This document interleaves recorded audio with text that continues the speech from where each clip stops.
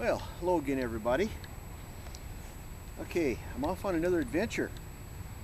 My friends down in Austin, they asked me to go ahead and do this nuclear background radiation survey and everything, since I was in North Dakota and everything on personal business.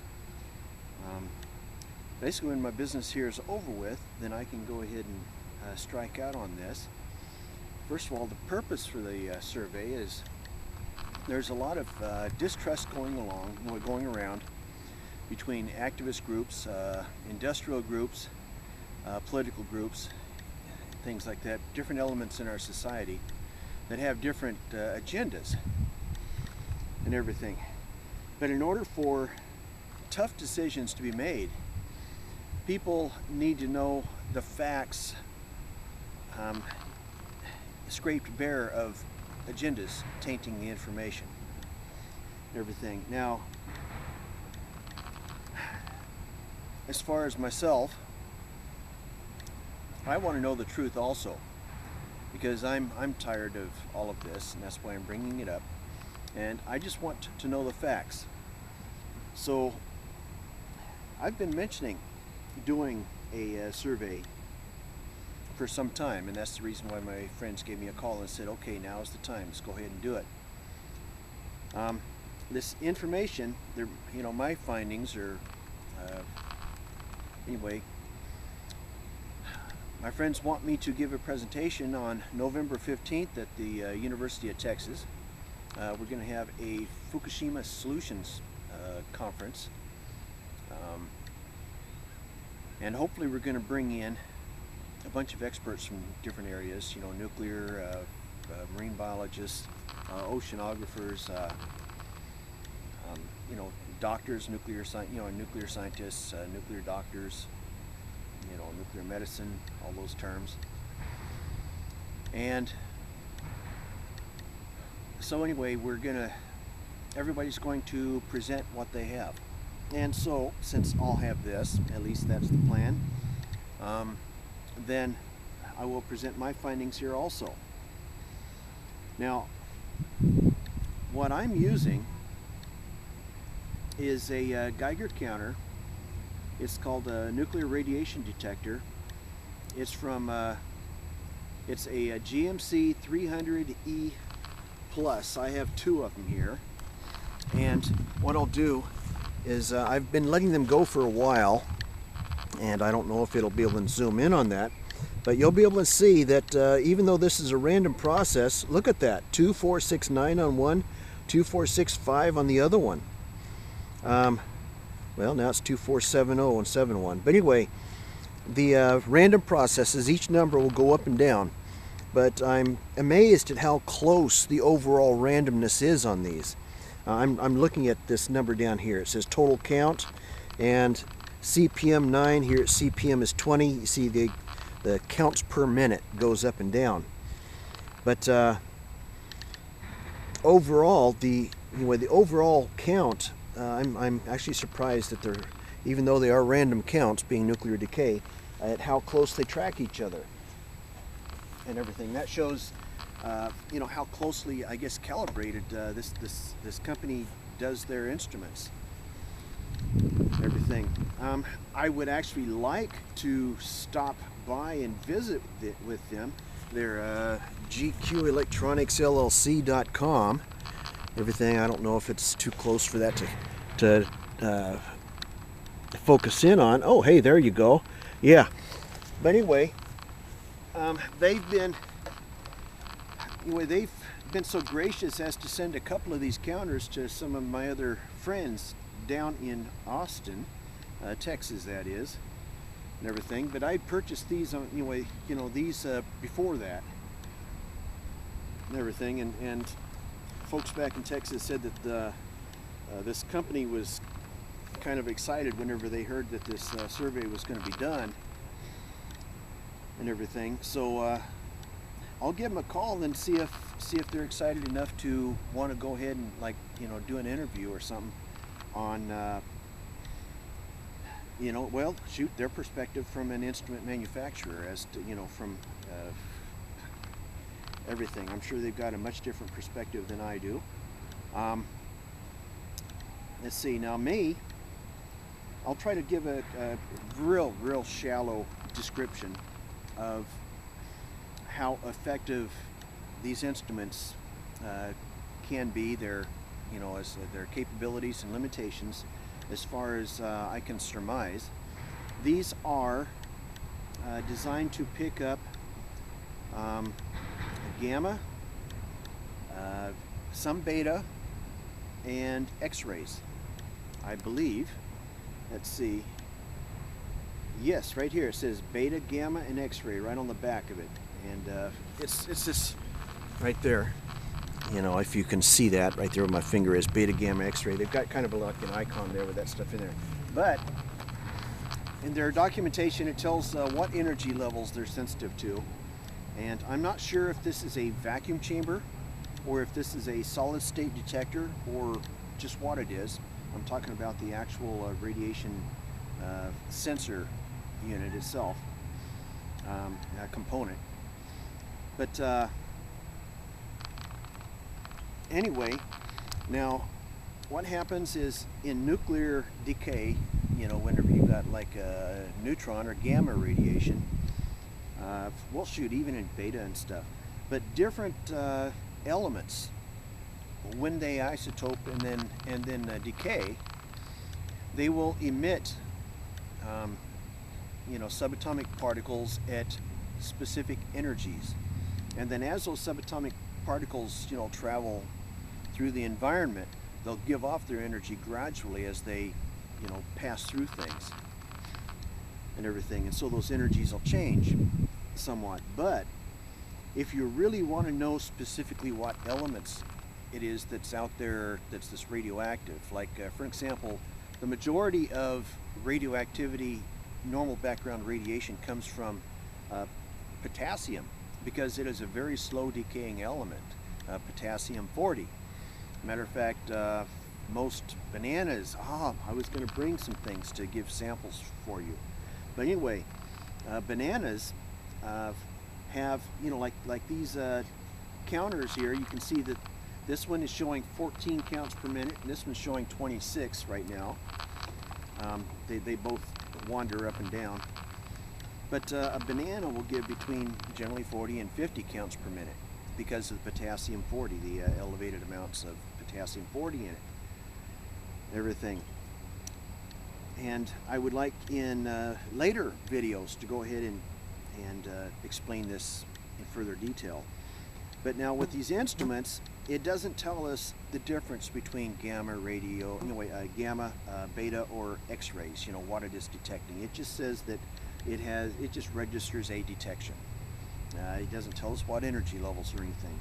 So actually this nuclear background radiation survey that I'm going to be doing is going to be a very general thing, and it's not going to be able to tell us a whole lot.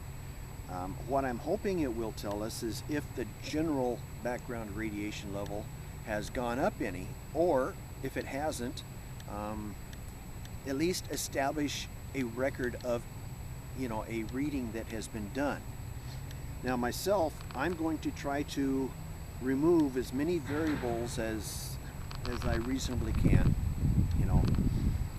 For example, along the coastline, I'm going to try to put one, anyway, basically take one measurement at the edge of the ocean, you know, on the damp sand, no water, but on the damp sand and low tide, and then another reading, anyway, you know, for 1 minute, both of these counters, if I don't lose one, but both of the counters, and then I'll register both of them, and then do another reading with both of them above the high tide mark. And of course, I'm going to be looking for other interesting things to take readings of. For example, if there's, you know, like if I see a sinkhole, or if I see an alkali pit, or something where rainwater has collected and evaporated away and left things, I'd like to do radiation readings there to see if, you know, like there's slightly elevated, cesium, or which is actually a short life, actually cesium. It's not nearly as short as iodine, so I won't. Chances are I won't register any iodine at all. But there's cesium and strontium, and there's about a half a dozen other nuclear products that are produced, from a nuclear reaction, and they become waste products. And so my purpose for this is to try to establish a baseline for radiation levels that North America, at least the 48 states, are receiving from Fukushima. And then the reason why I'm going to focus on the coastline is because about this time last year, some of the radioactive water from Fukushima finally started arriving on the the North American Pacific coastline. Specifically centered around Seattle. Some of it went north, most of it went south, and everything. And then there's been other anomalous things going on, like mass die-offs of a lot of the basic sea life, like sea anemones, urchins, barnacles, a lot of the kelp and algae and plankton and things have died off in mass. And in many areas, there's almost no life left at all along the western seaboard. There's another team that's going from British Columbia north up to, I guess, Prince William Sound, or anyway, about halfway to Juneau, and then they're going to cut inland and then do another sample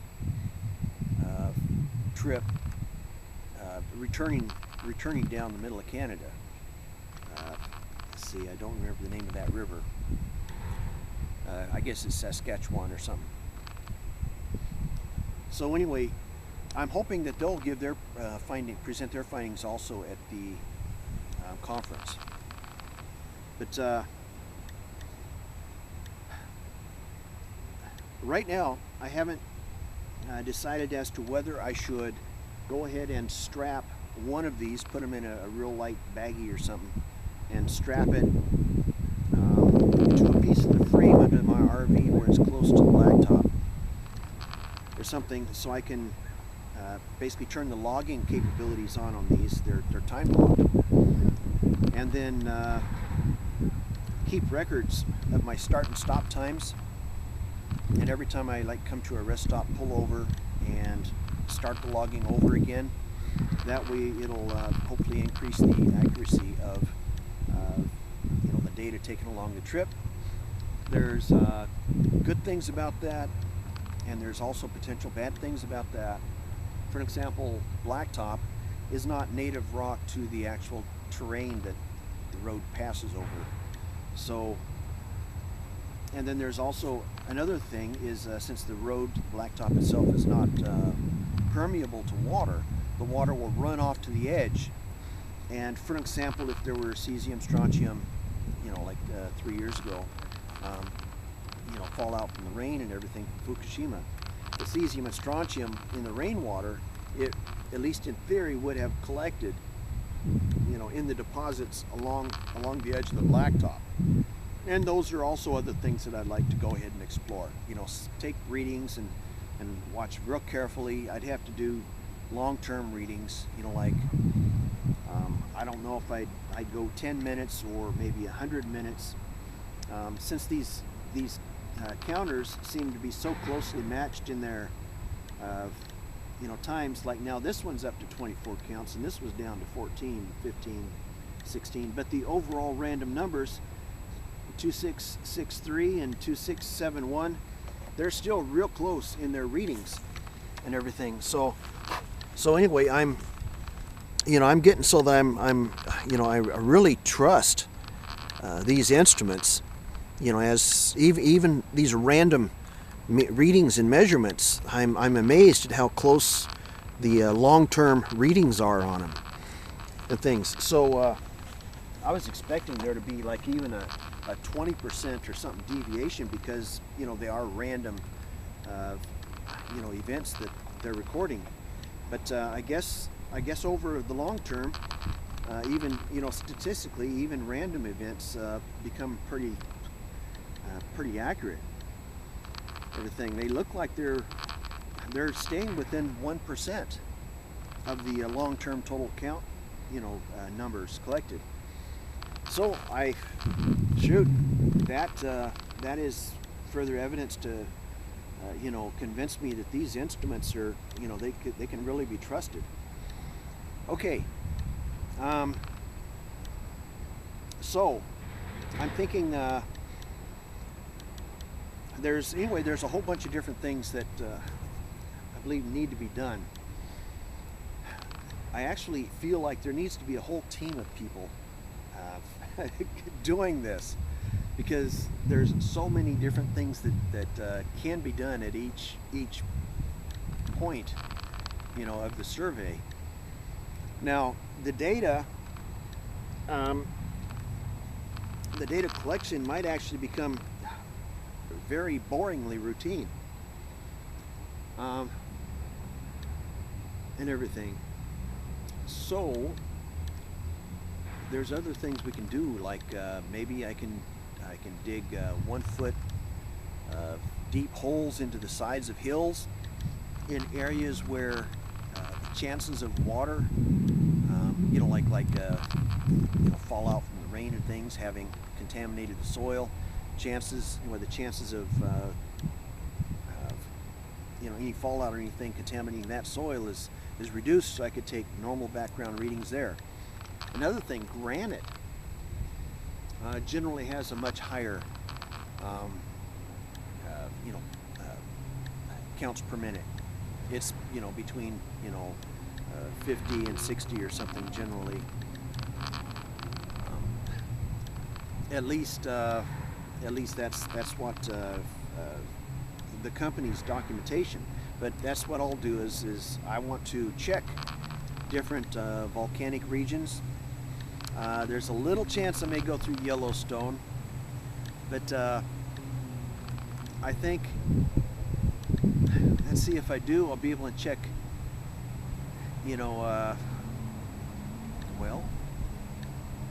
check old rocks and stuff, basically at different levels in the strata and things, to see if different mineral contents existed in the different magma and whatnot. But I would expect that those levels would probably be pretty consistent.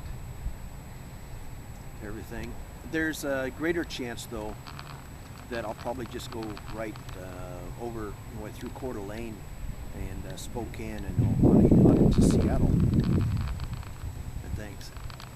But anyway, I'm burning up video time here speculating, because this is still up in the air, and the date right now is it's still the middle of still the middle of September. So I won't really officially start the survey until October 1st. That's my plan, and then I'll be on the road. That's because I still have some personal family things, kind of important events going on and everything. So it'll be October 1, and then I would like to go ahead and post a short update. Perhaps every day, even if it's just a short video with a whole bunch of data on it and things. Still haven't figured out exactly, the format I'm going to follow, but I'm going to try to make it so that anyone that wants to can keep track of this. All right, hey, if you want, go ahead and give me a call, 512-661-9142. If you've got ideas, if you've got questions, shoot. If you'd want to meet me, I'm also wanting to do video interviews with professionals in the nuclear, in the biology, in the even in the food industry. Like even the fishermen and stuff. I would like to interview fishermen that work, pulling nets from, fish from the nets out in the deep ocean, and things like that. Because there's so many different conflicting rumors and things that that I've been hearing and reading about. So I want to basically get to the bottom of what's going on. Is a lot of these just rumors, or is there really things to be concerned about going on and things? So plus, you see, the worst case scenario we discovered when we did a Fukushima Solutions last March, that it is going to take about 50 years just to isolate radioactive leakage from the Fukushima facility. And that was basically saying, and not stop all the radiation, but before they can significantly slow the leakage down. And so I'm also wanting to set this baseline so that either myself, some friends, or perhaps somebody else in the future can go ahead and do another background survey, and we've got at least a baseline established. You're going across the northern edge of the states, west coast, southern edge of the states right now. I'm not sure if I'm going to want to zigzag through Nevada, Utah, and then Colorado, New Mexico, and then back to Austin or not. Right now my plans is just to go right straight from San Diego to Austin and doing standard measurements along I-10 and things. But I can also see why there might be important to go ahead and do a zigzag through these other territories, because, well, for a variety of reasons. There's nuclear waste facilities, there's rumors of leakages and all kinds of other things. Plus, like along the way, many of the reservations are supposed to have uranium mines and whatnot. And there's even, I guess, some talk of maybe some thorium, deposits here and there, and things like that. But myself, I think nuclear weapons are outdated. I think we've got more effective things that we can use anymore than nukes. But I don't want to bring up other issues because it'll cloud the things. There's some people that want to do away with all nuclear power, period. I think that if humanity is going to reach for the stars, exercise our creative minds that we have, our only destiny is the stars.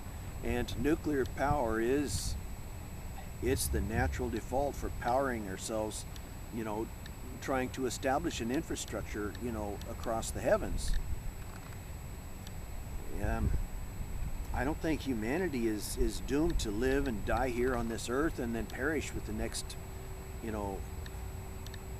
I guess what they call it is an extinction event that occurs, even if it's something as simple as Yellowstone volcano blowing up again, or another super volcano or whatnot. I think that humanity is an eternal species, simply because we've been granted creativity. There's other species on Earth that have been granted creativity.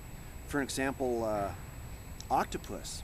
They only live 2 years, but they're a lot more intelligent than humans are. And if it wasn't for their mortality at 2 years, they would be the apex species on this planet. Dolphins are highly intelligent. They're very limited in the tools, their hands and feet and stuff and everything. So they'd be a lot more capable. They'd be definitely a lot more capable than monkeys and stuff, if they had hands, that they could do things with. But anyway, that's other side issues. I'm getting off topic and everything. But anyway, so this is an introduction to what's going on, the instruments I'm using, and some of the capabilities and perhaps some of the limitations, that I'm expecting. And if I see or observe any further strengths or weaknesses in this whole thing, I'm going to try to be up front. And also in the past, if I found that I was doing something wrong, even in my professional career, I would admit it to my supervisors, and that kind of hurt my career some. But that actually is testimony as to how strongly I feel committed to the truth, whether or not it feels good to me or not, because I didn't create the truth. I'm here because of truth. All that other stuff. Now I'm getting into philosophy and everything. But okay, well, I'm going to post this. God bless you, everybody, and feel free to give feedback. My email is fdmontgomery@hotmail.com. It's a Hotmail account, so, and that is fdmontgomery. And of course my phone number, I've already given it, 512-661-9142. Go ahead and give me feedback if you want. Or of course I'm going to post this on YouTube also. So and I'll check the comments and everything. Matter of fact, this peer review thing, you know, like being able to leave comments on YouTube and everything, that is so totally awesome. Do that because it is so handy, and I'll go ahead and, you know, I'll check that because I have it so that anytime something's posted, I get a special email anyway, update for that. So yeah, if you're going to be somewhere along that route and you'd like to hook up, if you know someone who's an expert in one of the fields that might be related to the survey, go ahead and get in contact with me. I'd love to do a video interview and post that also, and perhaps include, you know, these interviews in the final package that's available, you know, at the end of the conference. And I don't know, I may just go ahead and post the interviews also on YouTube. I also have a live stream and a, well, actually the live stream account's not finished being set up yet. I do have a Ustream account set up. But right now, YouTube is so much easier to use this way that I'll probably just default to doing YouTube and everything, unless I'm, anyway, yeah, I'll let you go. Thank you very much.